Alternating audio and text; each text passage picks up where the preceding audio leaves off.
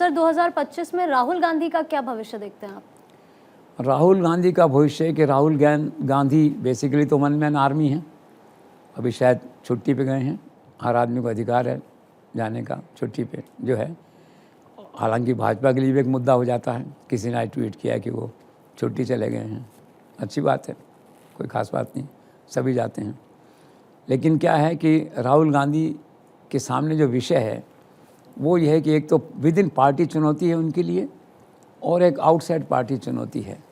तो पहली चुनौती ये है कि जो हार हुई है हरियाणा की, महाराष्ट्र की, जम्मू कश्मीर की और कुछ लोग जो हैं छोड़ के जा रहे हैं, तो he is in isolation at the moment. With in party उनका आकर्षण, उनकी लीडरशिप, उनका महत्व जो है वो कम हुआ है। अल्टीमेटली है ना कि जीत के साथ ही सभी लोग रहते हैं। राहुल का व्यक्तित्व बना था भारत जोड़ो यात्रा के साथ, उम्मीद बंधी थी लोगों को, वो धीरे धीरे टूट रहा है। लोगों का विद इन कांग्रेस जो भरोसा है। अभी यात्रा थी दिल्ली की, अजय माकन और देवेंद्र यादव की यात्रा थी। लोगों को उम्मीद थी राहुल गांधी आएंगे, यूथ उनको एक्सपेक्ट कर रहा था, वो वहाँ नहीं पहुँचे एक तरह से। तो विद इन पार्टी क्या है कि राहुल गांधी की पकड़ ज़रा मजबूत हो रही है और पार्टी को जिसे कहना चाहिए पुनर्जीवित करना या एक तरह से री इन्वेंट करना पार्टी को, वो नहीं कर पा रहे हैं। और पार्टी के बहुत से लोगों का मानना ये इस तरह से है कि राहुल गांधी, उनका इम्प्रेशन है इस तरह का कि यार वो सीरियस नहीं है। वो मतलब आदर्श की बातें करते हैं, मूल्यों की बातें करते हैं, लेकिन जो ग्राउंड रियलिटीज़ की पॉलिटिक्स है, साम दाम दंड भेद की पॉलिटिक्स है, वो अपनाते नहीं हैं। और जब तक वो नहीं अपनाएंगे तब तक हम कैसे आगे बढ़ेंगे, ऐसा विद इन पार्टी एक व्यू एमर्ज हो रहा है। लेकिन लीडरशिप उनकी इंटैक्ट है। राहुल गांधी के अलावा कोई पार्टी का लीडर नहीं है। कांग्रेस पार्टी को वही लीड करेंगे।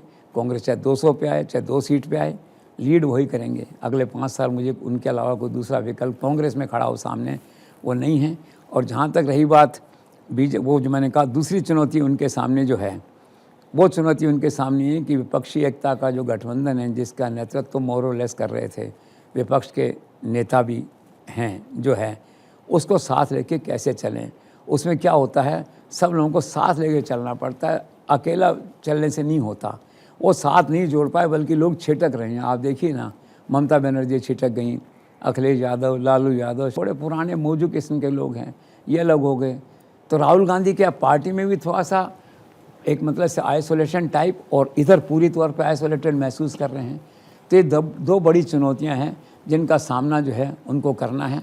इस सारे घटनाक्रम पे एक बड़े ज्योतिष ने यह आशंका व्यक्त की है कि कहीं ऐसा न हो कि 2025 में राहुल गांधी की जो सदस्यता है, मेंबरशिप है, और जो ये एलओपी का जो पद है लीडर ऑफ अपोजिशन का, कहीं ये चला नहीं जाए। ज्योतिष अपने हिसाब से कहते हैं, अभी सच है गलत है वक्त बताएगा ये। तो कुल मिला के चुनौतियों भरा वर्ष है।